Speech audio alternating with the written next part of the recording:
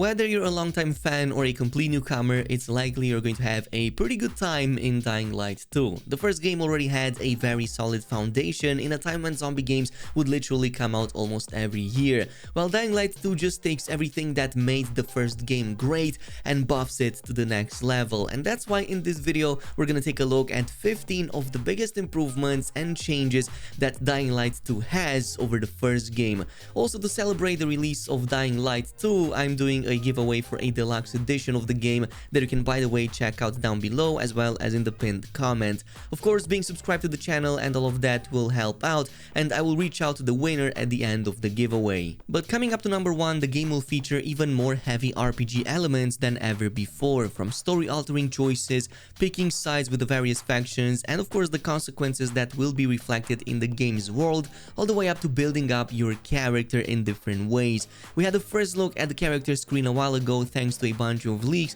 but you can already see that the character screen has gone through some massive changes and it's way more RPG oriented than ever before. Your outfits for once are actually now broken down in different sections, from the headpiece, chest, the legs, feet, wrists, and so on and so forth onto the right side. Then on the left side you have pretty much your weapons, accessories, and consumables, and of course their different rarities. This leads us to the second major improvement, which are the upgradable blueprints. In Dying Light 2 you're gonna have access to a brand new NPC called the Craft Master, and you can use him to upgrade most of the blueprints in the game up to a total of 9 times. These can be for both weapons and for tools, by the way, with of course the levels of upgrades depending on a case-by-case basis, but in many of the situations higher levels would also give you some brand new effects that these blueprints didn't have before. So between these and of course the 500 plus gear pieces that you can mix and match in the game, there's a high possibility that there's going to be some really cool builds and interactions in there that we can play with.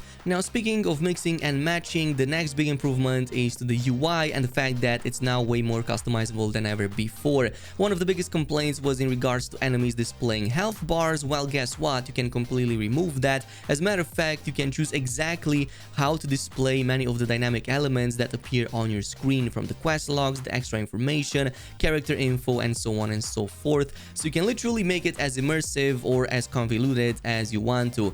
Moving on to number 4, an improvement that I'm personally very excited for is the introduction of dual wielding, which was supposed to be in the first game but never made it. Well, in Dying Light 2, you can now craft something like, for example, a shotgun to allow you to wield it in your left hand while also using a melee weapon in the right hand. We saw a glimpse of this in a recent gameplay reveal where the character is already wielding a melee weapon but then also pulls up a shotgun on the enemy and uses it at the same time.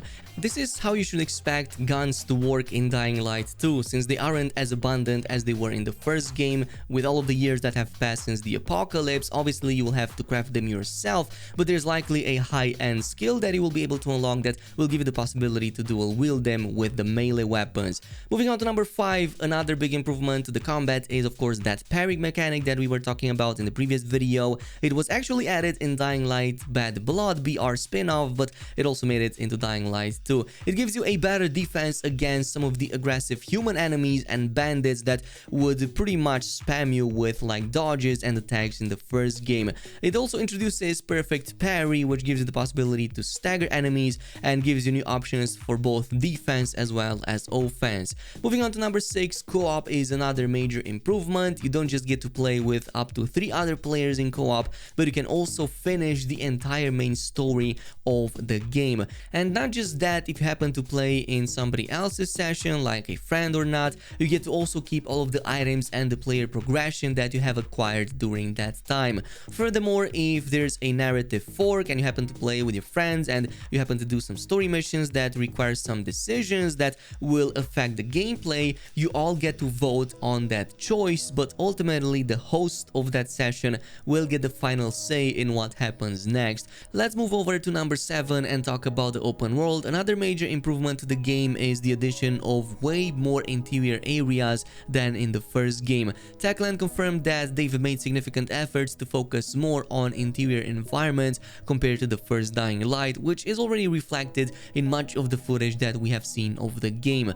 Like many of the tall buildings, apartment blocks, and even like some of the smaller structures will include a ton of accessible areas, be it on the outside or on the inside, that will likely point you towards some brand new rewards that you will definitely want to find out. Moving on to number 8, another major change to the open world is the fact that it's now reactive, as in the consequences of your choices during the main campaign will have an impact that is visible on the world itself. If you give it to a certain faction, you will actually see those changes in real time as that faction comes in and takes control over that territory, and who knows, maybe as you progress more into the main story, those changes will be even more visible. Also, some of the characters might completely die off or live depending if you, well, have a certain type of connection to them. This leads us to number 10. There's gonna be a lot more environmental tools this time around compared to the first game. Again, faction alignment has a huge role into this, and the way you choose your faction will have different impacts on the street level and on the rooftops. For example, the peacekeepers will give you way more traps and zombie killing options, meanwhile survivors give you more movement upgrades and the like. So for example, in the case of the peacekeepers, you get stuff like car bombs, pendulum traps, molotov lanterns, UV traps, and you also get access to a crossbow and unique blueprint for elemental bolts if you go with them. Meanwhile, the survivors give you a lot more options to traverse, like zip lines, trampolines, air vents, grappling hooks, and even health packs to keep you on regenning in case you run into trouble. Speaking of running into trouble, at number 11, another major change is the introduction of random events and encounters. If you played Red Dead Redemption 2, for example, you probably already know how important these are at making the open world more believable and more alive. Well, it seems that Techland has taken a page of that book as well, and they confirmed that there's a lot of stories in Dying Light 2's open world. They aren't holding anything back in this aspect, as they wanted to use it as an icing on the main story narrative cake. So it's gonna be something on top of the main story that you're gonna be able to experience out in the open. And also, speaking of the open world, on a final note, at number 11, there's gonna be a lot more variety in terms of biomes compared to the first game. We had a glimpse at some of the maps in the game thanks to some early leaks. There's many other regions and also infected areas that you're gonna be able to play, and just the game looking in general a lot cooler with like the way bigger and improved draw distance compared to the first game.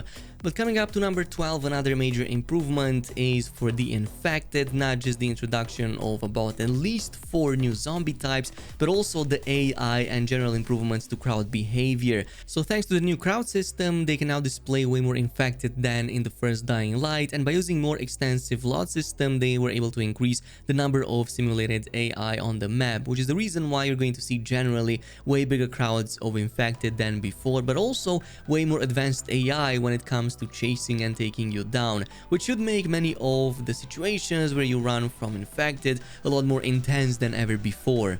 At number 13, obviously the combat has evolved a lot, and it is now way more brutal and violent than in the first game, which was already setting a pretty high bar anyway. But Dying Light 2 adds even more new cool ways to take down enemies in all kinds of brutal ways, like stepping on their heads or grappling them with the hook. And yes, the grappling hook can also now be used in combat in Dying Light 2. And even more so, violent takedowns are now way more abundant. In the previous game, you were kind of stuck with only 1 or 2 animations, and now they are pretty much way more different. This also leads us into stealth at number 14. Yeah, it definitely improved a lot compared to the first game. In the first game, you couldn't even sneak past like zombies even if you were dead silent or crouching. You would have to normally use the camouflage skill, which you would have to unlock later down the line. Well, in Dying Light 2, you can definitely now use your sneak abilities, just go in silently and not alert enemies, especially during the night. Also, enemies will be able to have different alert stages, and depending if they spot you or not, they won't immediately know your exact location anymore, like how it was in the first game when a single enemy noticing you, being able to just tell everybody out of the blue exactly your position for the remaining of that encounter. In this game, no, you're gonna be able to hide from enemies, break line of sight, and use your environment at your advantage to just remain hidden. And finally, to number 15, parkour also introduces a bunch of new changes, not only the fact that it completely doubles the amount of animations and of course the new cool skills that you can use to traverse the environments, but it also makes adjustments to the animations and the gravity to reduce the motion sickness, especially introduced in the first game if you happen to be one of the players affected by that. There's also a new option to deactivate the magnetism that pulls you to different objects when you navigate the environment, in case you feel that the game is pulling you towards areas that you don't want to go into. As always, thank you so much for watching, and I'll see you guys in the next one.